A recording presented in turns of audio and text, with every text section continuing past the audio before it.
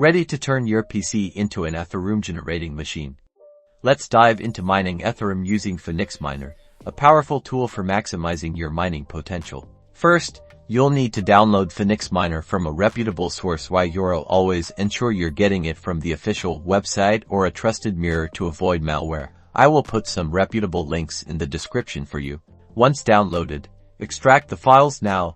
Locate the start bat or a similar batch file, right-click and edit this file with a text editor like Notepad. This is where you'll configure your mining settings. The most crucial part is your Ethereum wallet address. Replace the placeholder wallet address with your own. Double-check it for accuracy. Any mistake here means lost earnings. Then you'll need to input the pool address and port. The pool is a server that helps to combine your resources with other miners and get a more consistent income.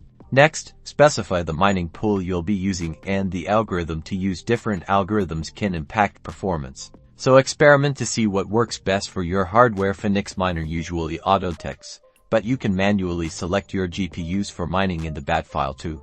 Save the edited bat file and double-click it to start PhoenixMiner. A command prompt window will appear, displaying the mining process. Keep an eye on the hash rate. This indicates how quickly you're solving the math problems needed to mine Ethereum. Monitor your GPU temperatures. Overheating can damage your hardware. PhoenixMiner displays temperature and fan speed information, and you can adjust fan speeds using MSI Afterburner or similar software. A stable temperature is key to consistent mining. Encountering errors. Common issues include outdated drivers or incorrect configurations. Ensure your GPU drivers are up to date. Double-check your wallet address, pool address, and any other settings in the bat file. Look up the error code displayed to find a solution.